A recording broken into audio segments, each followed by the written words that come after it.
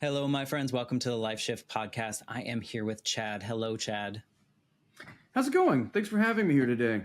Well, thank you for being a part of this. We were talking a little bit before recording, and I was just telling you a little bit about how the Life Shift podcast really started, if you will. And just for anyone listening that's brand new, when I was 8, my mom was killed in a motorcycle accident, and my parents were divorced, and they lived states apart. And at that moment in time, my life completely shifted from what it was going to be to a brand new what it was going to be. And I didn't understand that. And it was the late 80s, early 90s, and people around me they just didn't know how to help a grieving child. And so I really pushed that down for about 20 years. And all that time, I really thought, do other people have these significant pivotal moments in their lives that changed everything, or they became like a different person because of those moments? And it turns out, after having all these conversations, they do, and they have many of them. And Chad, you also have many of them, I am sure. We just talked through a couple of them before we started recording. So, thank you for just wanting to be a part of this journey, because it is such a healing journey for myself, but I also know for the listeners as well. Absolutely. Yeah, I've certainly had my share of life shift moments, one of which I can think of recently when I was attending business school. So the short version, and we'll get to more of this later on in the show, but I went blind at 21 years old due to an inherited eye condition.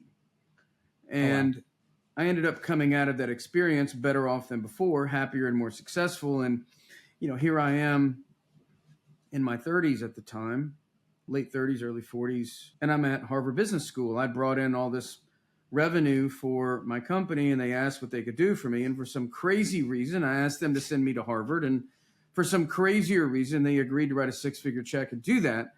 And so, a lot of people think you go to Harvard to learn about case studies and business metrics and all these things. And that's certainly part of it. But the thing that really stood out for me is I'm taking this class called Authentic Leadership under the guidance and teaching of Bill George. And Bill George is an executive fellow there, used to be the chairman, CEO of Medtronic, one of the world's largest medical supply companies. And he teaches how to help people find their true north. And we're studying his True North leadership framework and reading the book. And a lot of my classmates are wondering what their true north could be. When mine just sort of reached up and smacked me in the face there in his class, I realized that my whole life people had told me that what I was doing was inspiring. The fact that I was showing up and doing the work, not being able to see, and doing things like writing software to be able to use my computer more effectively, or getting a guide dog to traverse where I was going, various countries around the world, or just all the different challenges that I had and how I faced those. They always told me that was inspiring. And I wasn't really trying to inspire anybody. I was just trying to get to my next goal. Right. But I realized in that moment that I could be doing more with what I'd gone through. And that really crystallized for me in particular when my classmates elected me to be our graduating speaker. And I had this feeling that it was going to happen. I don't know how to describe it. I just know that I felt it in this unmistakable way. It was like a gravitational pull that I'm going to be the graduating speaker in my class at Harvard. And being a type A person, I'm like, I can't be caught flat-footed for that. That would be a bad look. And so I flew to Houston, much to the uncertainty of my wife, spent several $1,000s. I met with a professional speaker, wrote a 12-minute talk for a graduation ceremony for which I had not even been nominated. Oh, you did this before. Nice. Before. Yeah, because I wanted to be prepared. Yeah. And so, of course, as fate would have it, as destiny would have it, I was elected, and I was obviously prepared, and it affected people that evening in a way that I never really anticipated. It affected me in a way that I never anticipated. There was a couple of people, a lot of people came up to me, but a few really stood out afterwards. One gentleman was going through a messy divorce, and he had shared with me that something I said helped him. And then there was another gentleman there I'll never forget. He's literally, he's weeping in my arms because something I'd said helped him. And I later found out that this particular classmate had lost his daughter the year before to cancer. And something I'd said helped him. Now, I've never really been this warm and fuzzy person, but when you have a parent, with that kind of loss, going through that kind of loss, and something you said somehow helped them, it changes you. And it Yeah. changed me. It showed me how in moments like that, helping people with my experiences that I've been through can make going blind worth it in some Mm. bizarre sort of way. And so now I realize that for me, blindness could be the beautiful gift that came disguised in really ugly wrapping paper. Mm. And so I've, since that moment, my true north, I've discovered, is helping people with the lessons of resilience that I've learned. The anatomy of resilience is now what I talk about. And so since that evening, that was sort of my tipping point moment. It ignited a fire inside of me. I've built a professional speaking business. My first book was released since then. And, I've really made a living, a profession out of doing meaningful work. And it's, when you find something that connects with you on that emotional level, something that gives new value to the experiences that you've had, it's not even work. It's not a job. Right. It's not transactional. It's a reason for being. It's a mission. It's a purpose that gives you this endless reservoir of energy and perseverance and determination to do the hard work that we all need to do when we're building a successful business. Yeah. Were you someone before? I mean, you highlighted a bunch of what we could call pivotal moments in your life just in that short story. But before this like speaking moment where you realized just by telling your story and what you did would touch other people, were you someone that was kind of in touch with your feelings and would connect Never. with people in that? Okay. So this No. was like a true unwrapping, if you will, of that Well, wrapping and paper. it was, but I'll say, I didn't get into the heart side of it. That never really has been my strong suit. If I'm being transparent with you, like, we won't paint that picture then. Yeah, going blind, and I grew up in a sort of a tough love household. My dad was very old school.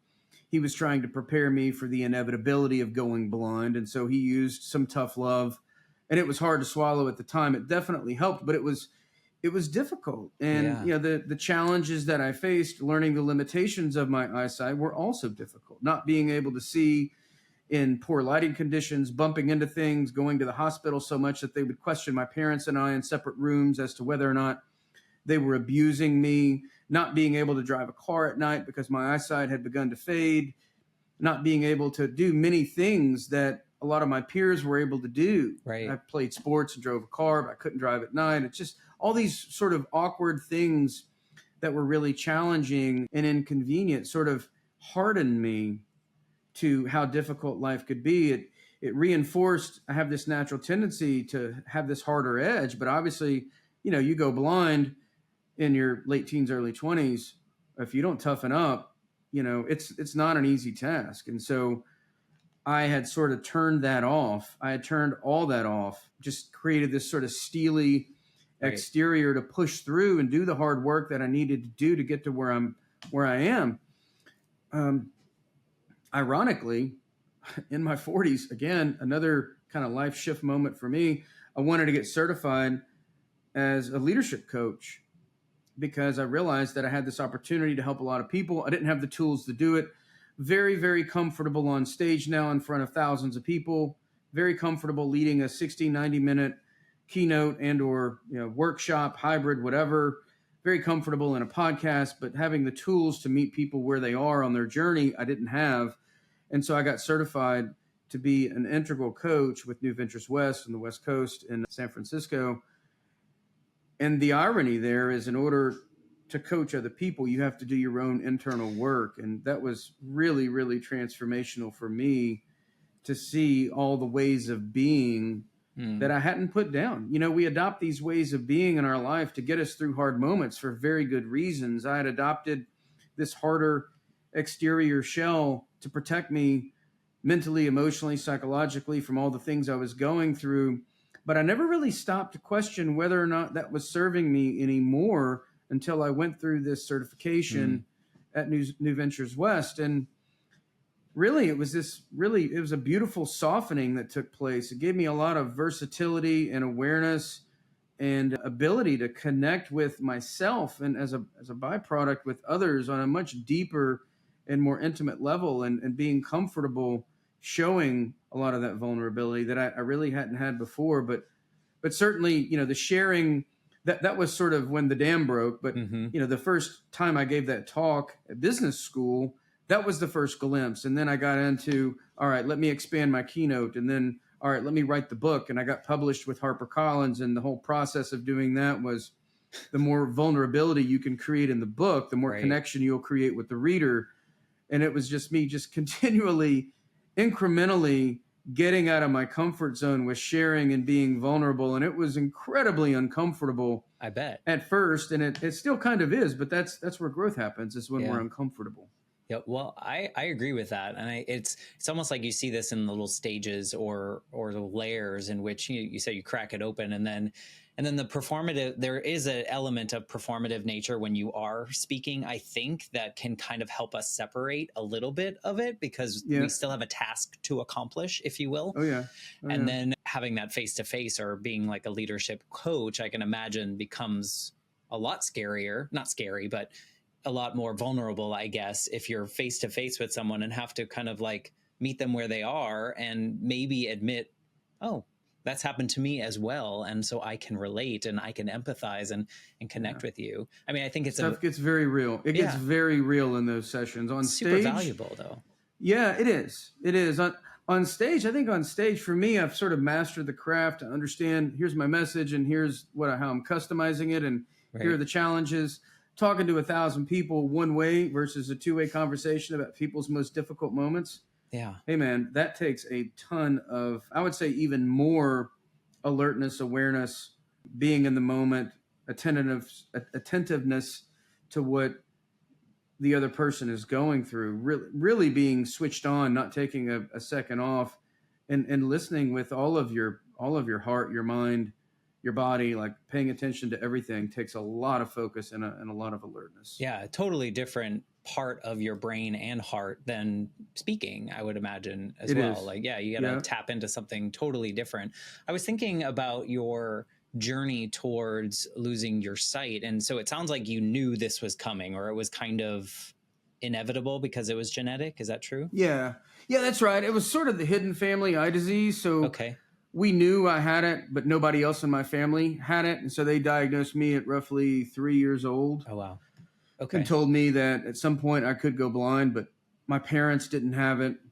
Obviously, they were carriers for it, but because it was autosomal recessive, nobody else in the family was symptomatic for it. My brother didn't have it. I was the only one who had symptoms from it. So I knew it was coming.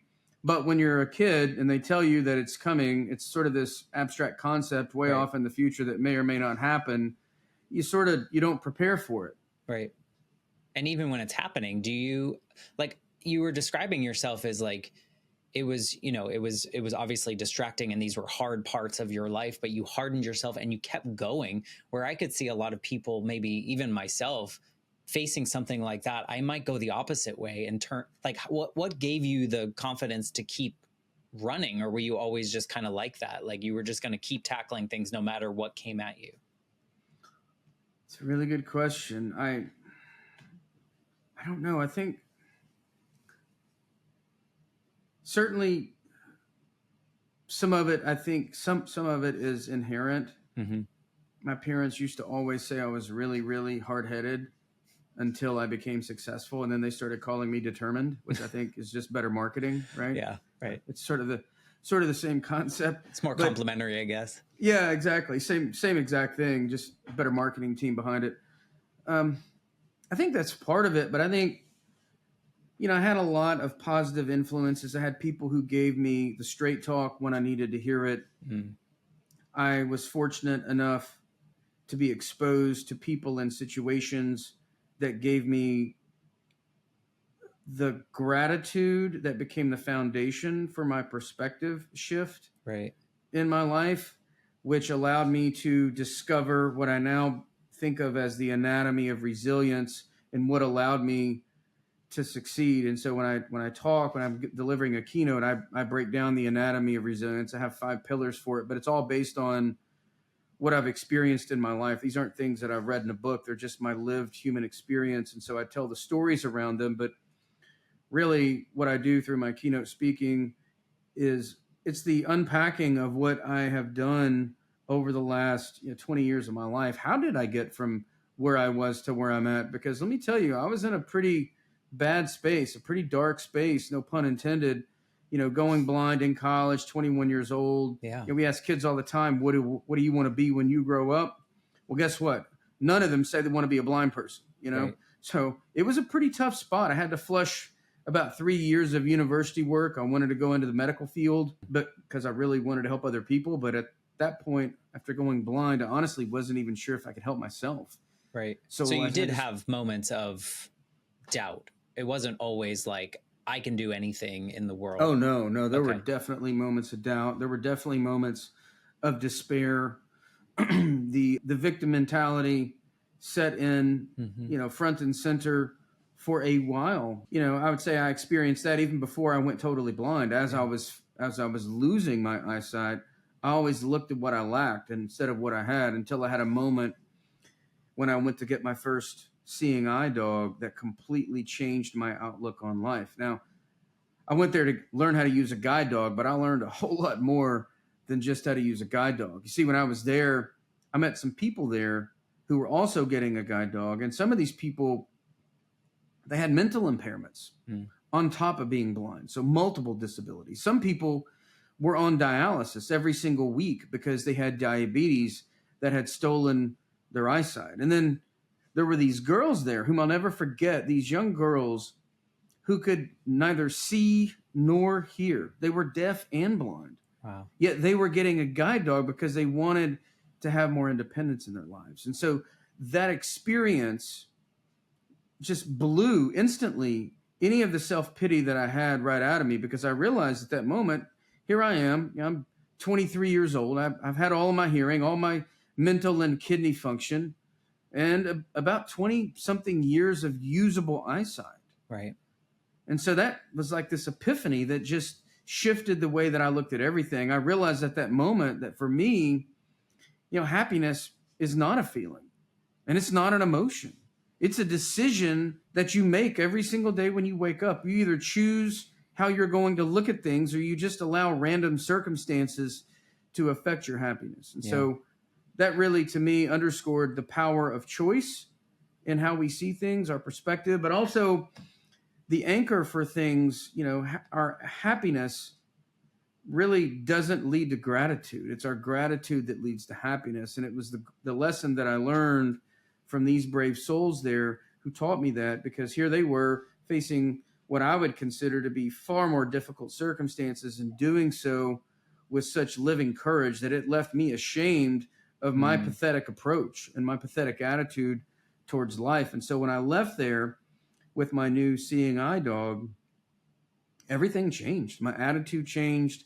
Doors started opening for me. Grades improved. Professors helped out. Got a great job. Got on the corporate ladder. Climbed the corporate ladder. Everything fell into place. But everything started with that moment of recognition about how gratitude is so crucial to affecting our perspective, which highlights, ironically, the first pillar that I talk about, which is the power of choice. You have to choose your response. Yeah, that perspective element is very powerful, and it can be. I would also, as you're telling this story, I'm curious how did society feel like it was it creating roadblocks for you because people weren't set up to help you be successful if you needed it?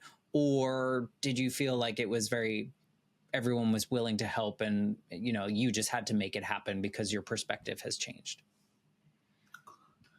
No, there were still plenty of roadblocks. So as an example, I couldn't even get at the time I was at the University of Tennessee, and I was in the pre-med field. I switched to business, and I couldn't get my books in a format that I could consume. So literally my mom stepped in and read every single college business book to audio cassette for me.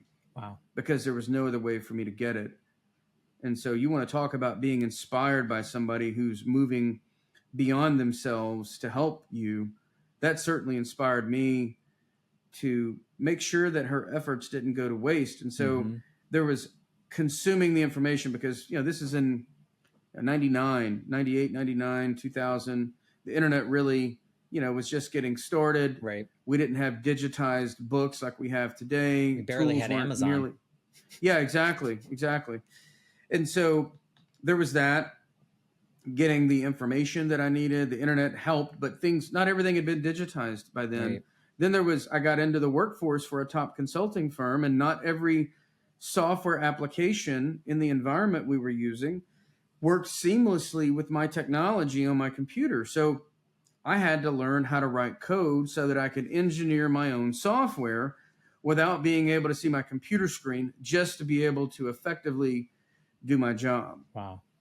But the hard work that my dad and mom had taught me, the unwillingness to give up, the unwillingness to make excuses, the determination to see things through, the perseverance, the hard-headedness and or determination that we talked about earlier, helped me with what I needed, to continue to push through and learn how to write the code. And then I ended up getting so good at using computers and writing code that I later on ended up building software for one of Oracle's software products that they did not think could be done. They started referring business my way because they didn't think it could be done. And so it actually became a successful company that I started writing code to make software accessible for people who can't see. And so that included, writing code and doing different things for businesses and government agencies. But so there were loads of roadblocks, and I'm just talking tactical there. Right. There were, social roadblocks. There was the stigma that gets attached to it. You walk into a conference room with a German Shepherd, people have questions, eyebrows go up. I may not be able to see those eyebrows go up, but I can definitely feel the energy shift. Right. And so there's all kinds. I mean, the roadblocks were everywhere. Yeah. They were absolutely everywhere. And I'm sure they still exist in a lot of instances that you encounter. 1,000%. Yeah. Yeah. They're definitely not gone. They look a little bit different, and people are more open to being aware of them now. I think people are more aware of those roadblocks than they were back then, the lack of accessibility. But there's still, honestly, there's still a stigma. There's still I meet people and they just depends. I mean, I've heard everything, to be honest with you, Matt. I mean, people will come up and like, oh, you're blind. Oh, I'm sorry. Like, oh my gosh, it's so terrible. It's like, look, I'm not dead. I'm just blind. Like, it's fine. I made peace with it. Like, you shouldn't be more upset about it than I am. I'm good with it. Sometimes people don't know what to say. No, they don't. They don't. They just, and they come from I think, a good place when they say it, but they're so uncomfortable in that space that they're not sure what to say, which is a big part of what I do when I'm giving a keynote. Is I'll come out pretty quickly and put people at ease with some funny jokes, create some relatability, let them know that, I've got a situation here that you could consider to be serious, but I don't take it so seriously that I can't joke about it. So I'll drop some blind jokes, let them know that this is not a bless your heart kind of keynote presentation. I'm not asking for sympathy. I'm not here to stroke heartstrings or any of that. I'm here to tell you a story and challenge you to be a better version of yourself. Yeah. Do you... this might sound wrong, and I don't mean it wrong, just like you just said. Do you see losing your sight as something that maybe even propelled you in different ways that maybe if you hadn't, you wouldn't have done? Oh, absolutely. Yeah, I'm a better person because of my blindness and not in spite of it. I think I would be less successful today if I could still see. And that's because for me, going blind forced me to improve lots of different aspects of my life. I had to have a better perspective. I had to have more focus, more effort, and more determination. I had to work harder. I had to be disciplined. I had to really figure out how to cultivate what I call blind ambition. Mm-hmm. The ability to know where I want to go and summon the inner strength, perseverance, and determination to find my path there. Certainly if life would have been as easy as it was before, because grades came easy for me, athletic achievements came easy for me, and I kind of got lazy, to be honest with you. Things came so easily that I kind of got lazy. And after I went blind, lazy really wasn't an option anymore. I had to work extra hard just to do the mundane. I mean, technically, it could have been. You could have stayed in a state that wasn't as aggressively pushing forward and meeting goals and doing things that brought you joy that you didn't even know were going to bring you joy. You could have done that. That's fair. Yeah. And I think that in itself is, whether or not you have sight or not. I mean, I feel like that's super inspiring, and probably why your speaking gigs and things like that resonate with people, because you don't have to have a loss of sight to be inspired by your resilience and the things that you go after. Because I talk to people all the time before some life shift moment that happens in their lives. They were just kind of like you just described, like kind of just going along and being a little lazy. And, like honestly, in my life, a lot of like after my mom died, I just like took over these perfectionism tendencies because I was afraid that if I wasn't perfect at things, then my dad would leave, because my mom left in my small brain, right? She died, so she was gone. So I was afraid my dad was going to do the same. And what happened was, because I became this perfectionist, the grades came easier. All these things came easier. And then I was like, well, I don't have to do the hard things anymore. I can just do the thing that looks hard, but is a little bit easy. So I was kind of going down that same route. And it wasn't until I went to therapy and kind of broke through the grief bubble that I was in, until I was like, okay, now I can do the things that I want to do. I can achieve the things that I want to do. And so it's like I had to have this moment of a perspective shift, I guess, if you will, kind of like yours when you went to get your dog, until I started like getting out of that lazy mode. So I can see how your story would be different, maybe, but also like how inspiring it could be to anyone that you do the things that you do. Well, it sounds like, if I'm hearing you right, a lot of it could have been that you were maybe not taking as many risks. Oh, of course not. Because if I would have failed. Yeah.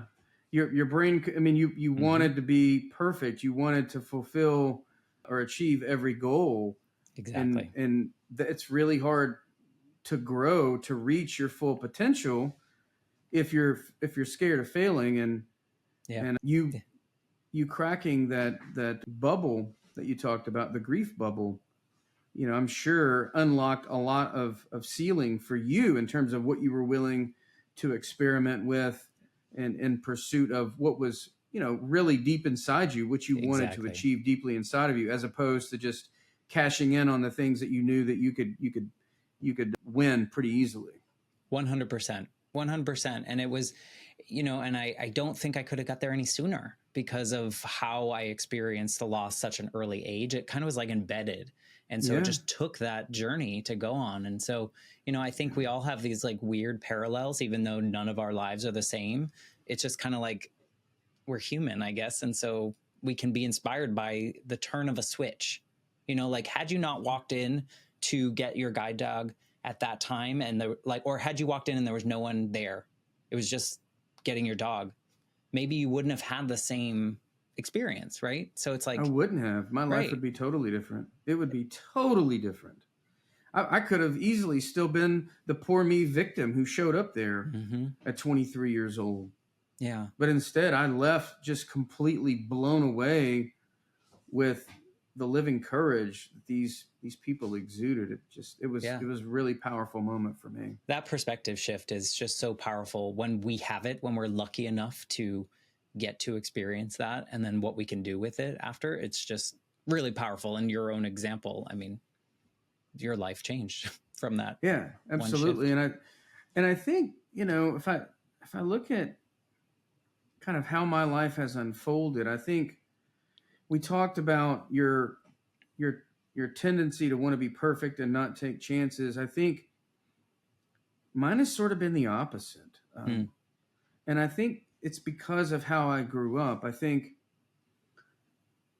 growing up and going blind is, when you're bumping into things and you don't know what you can't see, you're learning your limitations. Right. It's very uncomfortable.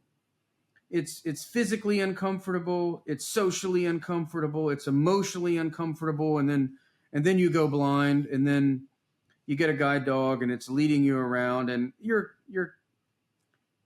appreciative and grateful. But the first time you step inside a classroom or a boardroom or a job interview with a German Shepherd, that's uncomfortable. Right.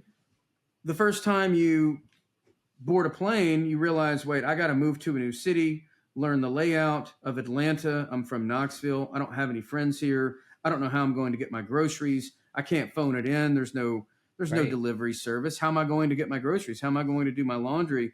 I can't drive. I only have one free hand to carry my stuff because I've got a German Shepherd leading me around. I've got to learn how to write code to engineer software. I've got to make it to downtown Atlanta on the bus and train system. I can't see. How am I going to learn that? I got to travel all across the country to go to client sites, to do project work. I've got to learn new hotels, new airports.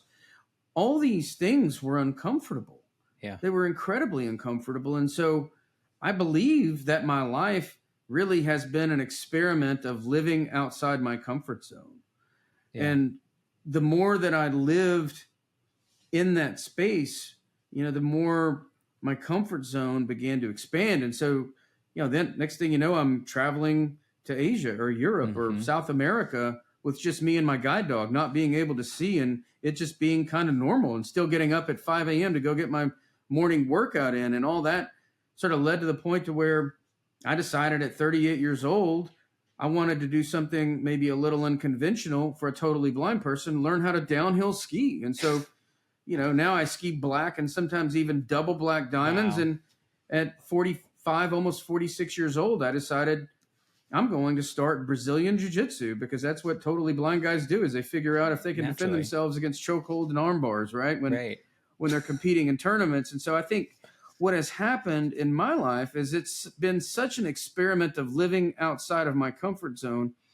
I've started to crave that discomfort. Yeah. And I find that through skiing, and I find that through jiu-jitsu, and I find that through starting, whether it's a new skill like speaking or coaching or being an author, all these things.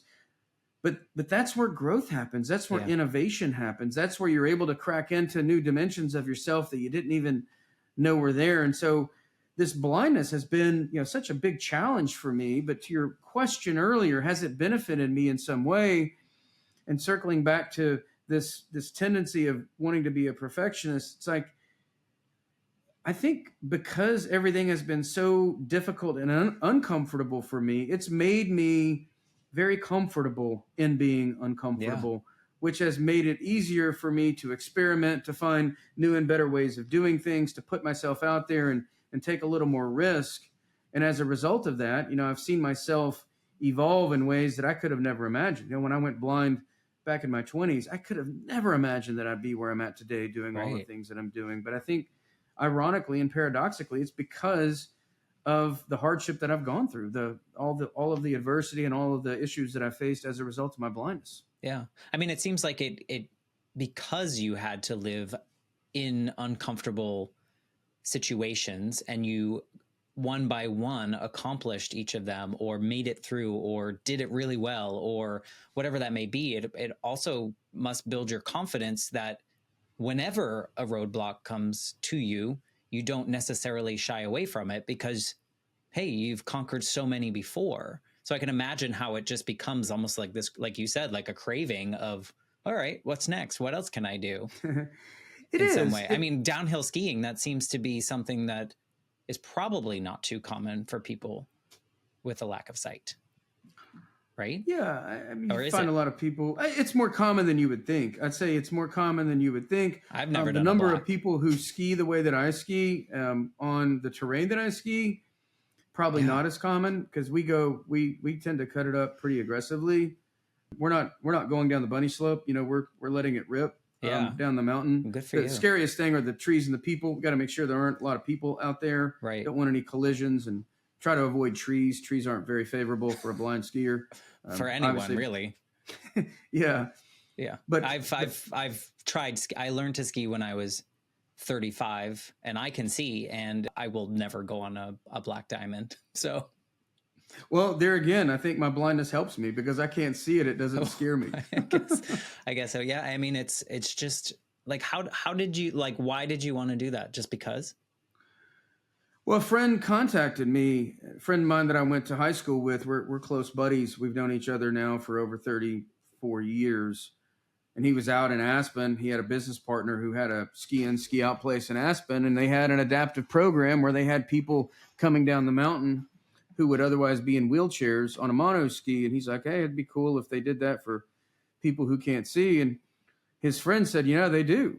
And so we started looking into it, and they guide. And so he called me and said, hey, I got a crazy idea. You want to come ski? And I said, that does sound pretty crazy. Let me look into it.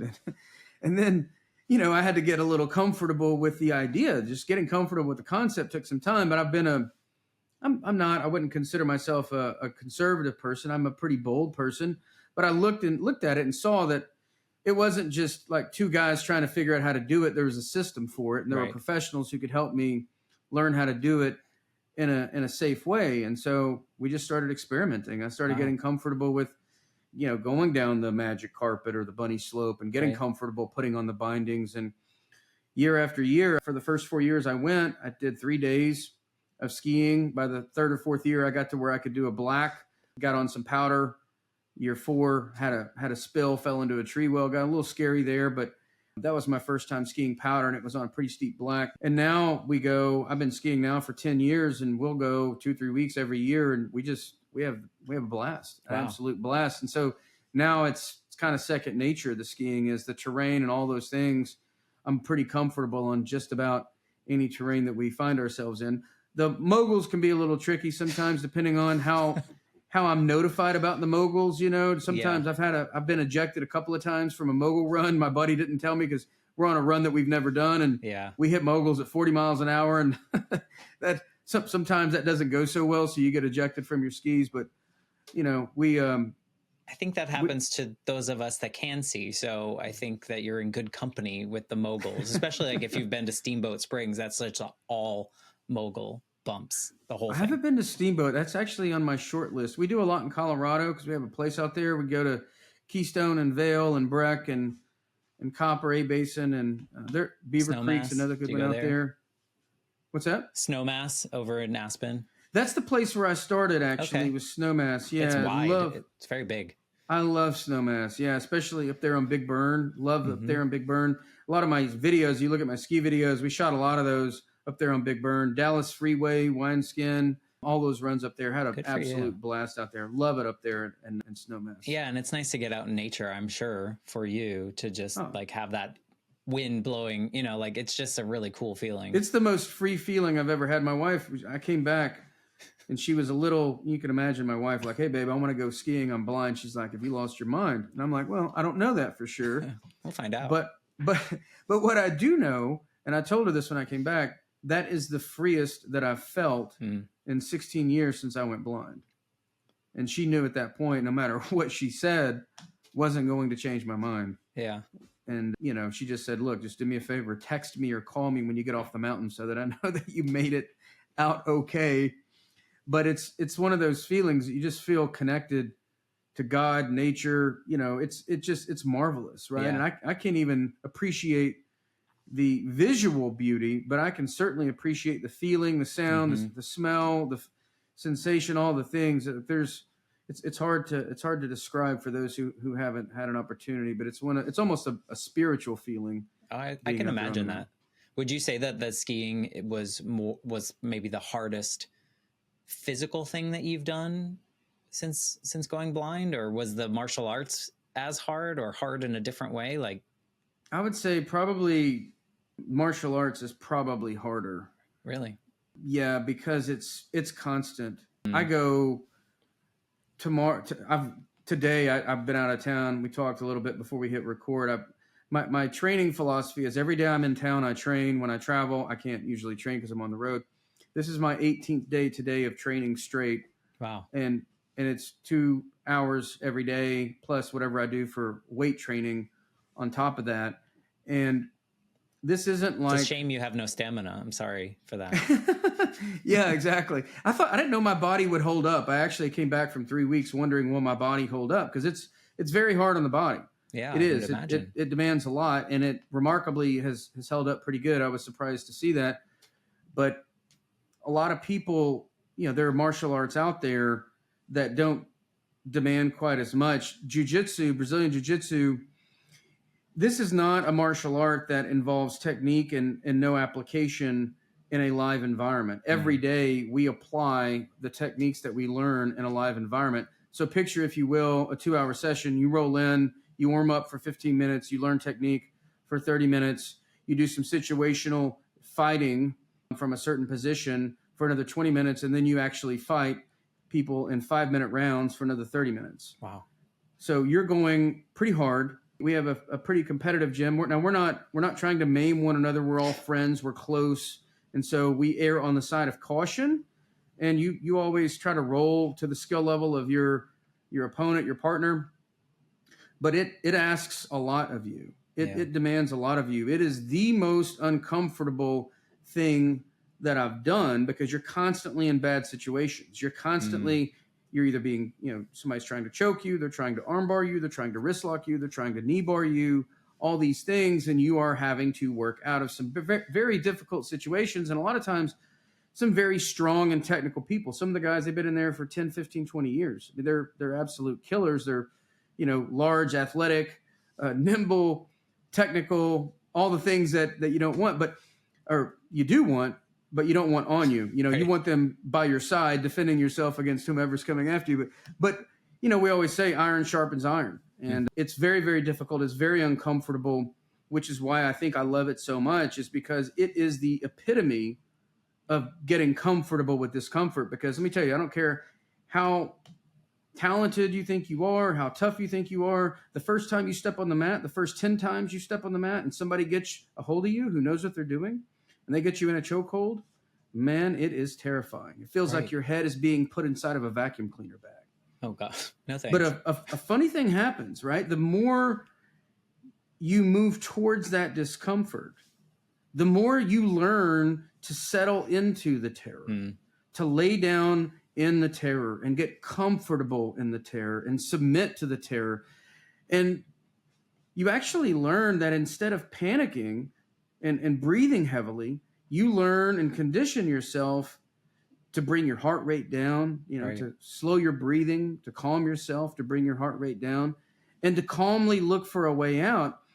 And ironically, oftentimes, these seemingly inescapable chokeholds that you find yourself in actually do have ways out if you can just stay calm enough to look for them. So it conditions you not only physically to actually fight for that amount of time and to do it day after day after day. Yeah. But it conditions you mentally to look for the right technique. How do I get out of this? It conditions you emotionally to not panic. It conditions you spiritually to lay down and submit to the terror and get really comfortable and relaxed in the face of fear, and to realize that on the other side of your fear is growth.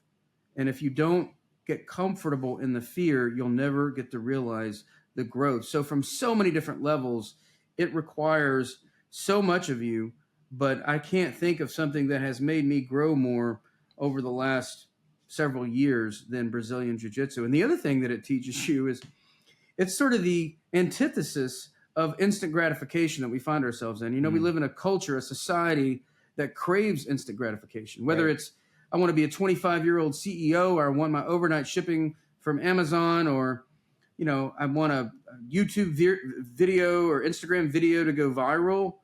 Well, that doesn't exist on the mat. I don't care how talented you are or how nimble or strong you are. When you get on the mat and you're a beginner, you get humbled very quickly. And you realize that instant gratification does not exist in Brazilian Jiu-Jitsu. Only through years of consistent practice, discipline, and effort will you get better. And after, 10, 15, 20 years, you may be great. But until then, you're probably going to be getting your dose of humility and humble pie from the people around you who have been doing it for that long. Yeah. Well, it's interesting, too, as you describe all the elements of jiu-jitsu, which is really easy to say. It kind of mimics, or not mimics, but represents your life and the way that you tackle things in your own journey of like the challenges that others might see. And you're like, no way, I can just relax into it and know that I can accomplish it. And I know I can do this. And it just seems like this kind of parallel to the other things that you've done in your life, the way you described it, at least to me. I've never thought of it that way, but I think you're onto something. Yeah. Maybe that's why I love it so much, because it does feel like such a metaphor for the way that I've lived my life. That's fantastic. Yeah. Well, at least in the stories that you've told so far, it's like you talk about these chokeholds, you talk about these arm bars, you talk about these things that I would see in life as such, like in an experience of like, oh, that's going to be really hard to do. Let's see how I can get out of it, or get through it, or get to the next level, or whatever that may be. And so I can see why it's like a microcosm of like your life in like each session that you go to. It's like, let me experience all of it here in this 2-hour session that I do. It's a great observation. I love that. I never thought of it like that. Do you have something on your list that you haven't yet done, but you want to do, and you know it's going to be a big challenge for you, or could be a big challenge for you or other people? Yeah, so there's some things I'm looking at doing, a series to be aired on PBS here in the upcoming, the next several months. We're looking at shooting some footage at where, it's called Blind Adventures. We'll be doing some things like climbing Kilimanjaro. I'm not too worried about that. Okay. It should be a pretty easy climb. Skydiving beneath the Arctic Circle. I'm not too worried about that. The one that gives me a little bit of pause is heli-skiing, like jumping out of a helicopter on a pair of skis and backcountry. I don't know why. That seems so easy. Yeah, I know. Why not, right? Yeah, no, I know that's never going to be on my list, and it's just, I'm okay with that. But good for you. Yeah, I'm not worried about it, but I do have some pause about it. I'll have to really think through, all right, what terrain are we being dropped off in? What do the avalanche charges look like around that area? From what elevation will we drop in from the chopper? Like, how far down do I have to jump before hitting the snow? And all those things. Like, I'll have to get smart choices. I feel like little details that kind of matter. Yeah, it's not like and it's not like we're trying to. I don't think you come across that like you would take every risk that ever existed. But you might take some calculated risk. You might take some things that are challenging to you, but like you're not going to do things that are just 100% unsafe for you. No, I have a family. I have wife and 2 kids. I want to come home to them, but I also don't want to live my life based on fear decision making. Yeah, I will not live my life based on fear decision making. The one thing that I know is I'm going to die. We are all going to die. The question is, are we going to live? And I choose to live. I will choose to live my life, and I'll take precautions, and I will try to not be careless. I will do my absolute best, but I also won't live timidly or in fear because something bad might happen. Something bad might happen, whether or not anyway. Exactly. Yeah. Exactly. And that could happen walking to the mailbox. Exactly. Or exactly. Just sitting here at my house, I can have a heart attack and keel over, and I don't want to look back on my life and have regrets. The thing that I always look at when I'm thinking through these decisions, whether or not I want to go heli-skiing or skydiving, or do I want to move to Atlanta to take my first job with a technology consulting company? I call it the future you exercise. And so fast forwarding into the golden years, if we're also fortunate to make it there, when you look back on your life, what can future you live with? Can future you live with trying and failing in pursuit of a goal, or never knowing whether or not it could have been possible? Right. And so for me, in the long arc of life, I am more fearful of not knowing. I'm more fearful of having the regrets than I am of failing. Right. And so I try to let that guide my decision making when it comes down to these sorts of things. But certainly I try to be prudent. Like I wouldn't consider myself risk averse, but I do want to come home, but I also want to live while I'm here, because I know our time is short and the clock is ticking. Yeah. I'm curious, and this is totally like off on a tangent, but I'm curious what having a guide dog has taught you, or has it taught you anything, like the dog itself, or having a dog or multiple dogs or whatever it may be? Well, the first thing it teaches you is patience. When you go blind and you rely on a dog to guide you around, and patience never was my virtue, which is probably how I ended up going blind. I needed some more patience in my life. And so now, I have to be more patient because the dog is doing the work. The other thing that it really instills in you is all of us need to make work fun. And my dog does the work that he does because of the love and the affection, but also because the work is fun. If the work stops being fun, the dog won't want to do it. If I'm stressed out, that comes through to the dog. That energy is transferred through the harness to the dog. And so if I'm late, or if I'm, lost in an airport, or if I'm whatever is going on with me and my situation, if I let any anxiety transfer from me to the dog, meaning if I have anxiety about it, it will transfer. Right. And if it transfers to the dog, then we've got a like double trouble, because now the dog is feeling the anxiety. So it helps me kind of settle into the adventure of getting around. And I realize I take these trips to overseas, whether I'm going to Singapore, Dubai, or wherever, and I can't see, and I just leave the house, and I know that, I'm probably going to get lost once or twice, or maybe even a dozen times today. I don't know. I can't control any of that, but what I can control is whether or not I let it affect me.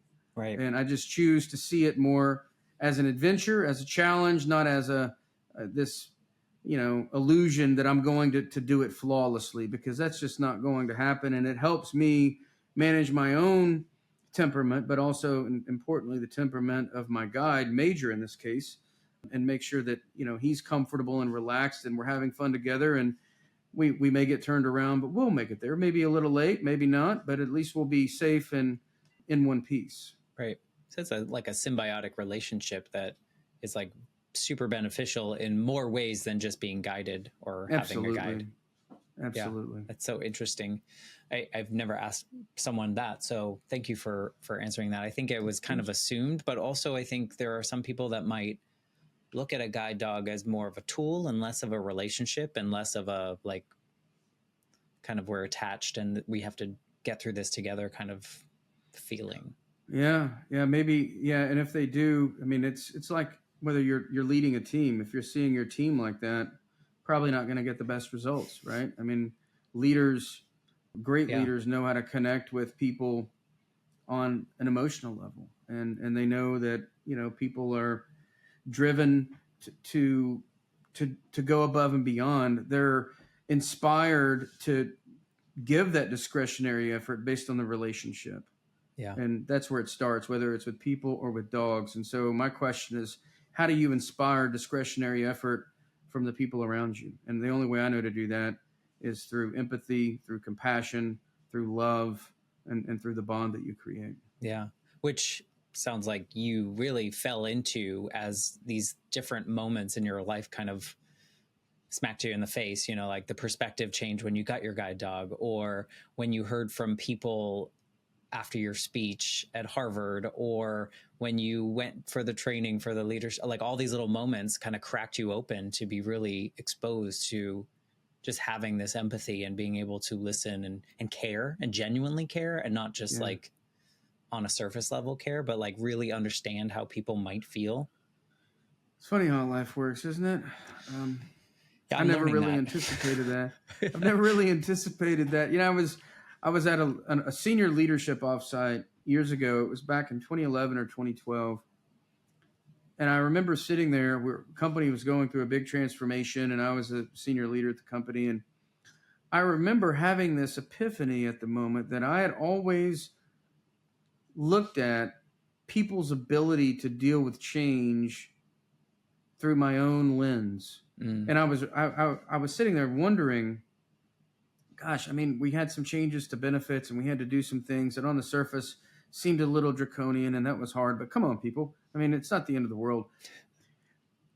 I was looking at how they should perceive these things based on my own basket of life experiences, which is incredibly unfair. It's an incredibly unfair thing to do. And so that was probably, the first big epiphany on that journey that I had of having more empathy, of holy smokes, I'm holding everybody else accountable for using my own measuring stick Yeah. for resilience. And that's completely unfair. I've been through so much more than the average person. To expect them to be able to see it as flexibly as I do is just an unfair thing. And Mm. so that was a big moment that sort of began um, this cracking open of that empathy. And certainly, yeah, I've come a long, long way since that time, 12, 13 years ago. Well, even with that, like thinking back to, the teenage version of you as you knew things were getting a little bit closer, like knowing who you are now and all the cool things that you do for yourself, with yourself, and for other people, like what would you say to that teenage version of you?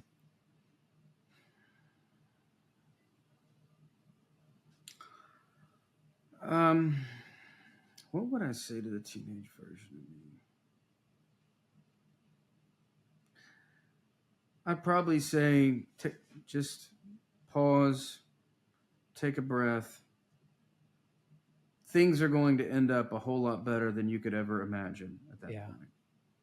And that's just, I mean, when I was going blind, before I went blind, if you had told me that I'd be doing what I'm doing today and have the level of and not even just traditional success, but like meaningful work, Right. contributions to helping other people, and being able to do it in a way that is consistent with my values and Yeah. reuses and repurposes a lot of what I've been through. I kind of feel like I got the cheat code to life, to be honest with you. Yeah. Kind of feels unfair that I get paid to do what I do, but it feels really great doing well by helping others do well for themselves. It's just phenomenal. Right. And like you said, that version of you probably would be like, what are you talking about? Like I can't even imagine that. Or maybe not. Maybe you knew because you were pushing through things. But I don't think that version of me had a clue that this existed. Yeah.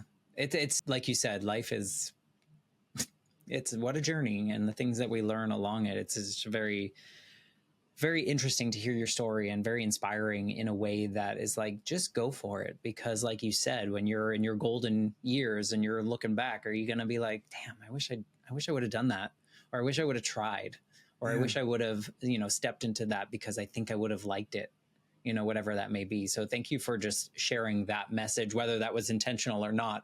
Thank you for sharing your story in that way. That was not intentional, but that's what drives me, because I realize the clock's ticking and we don't get do-overs. So, Well, if people want to like learn more about you, like what's the best way to get in your orbit? Or is it your website? Is it finding your book? Like, how should we find you? Yeah, if they go to ChadEFoster.com/LifeShift, got a welcome page for everybody here. Cool. We've got some giveaways that they can access, but that takes you to my website. From there, you'll see my social media handles. You'll have links for the book, all kinds of videos there, articles that I've written, press pages, all kinds of different things. That's the best way to find where I'm at. Obviously, the book's on Amazon and wherever fine books are sold, in any format you can hope for: hardcover, Audible, Kindle, all the things. But all those links, if they go to that website, again, it's ChadEFoster.com/LifeShift. Awesome. We'll put that in the show notes. We'll put some of the other, your social media in the show notes as well, so that they can connect with you. My ask for people listening is, if something that Chad said today resonates with you, reach out to Chad, or if you know someone in your life that just needs to hear this message, and whatever stuck out with you, please share this episode with them. I would be so ever grateful. And I just want to thank you again, Chad, for just being willing to have this conversation and not knowing where it was going to go, and allowing that to happen. Absolutely. I enjoyed it. Thanks so much. Thank you. If you are listening and you enjoy what you hear, please leave a review and a rating and all the stuff that I never asked for. That would be wonderful. And until next week, I will be back. Well, I don't know what I meant to say there. I meant to say I will be back next week with a brand new episode. Thanks again, Chad. Thank you.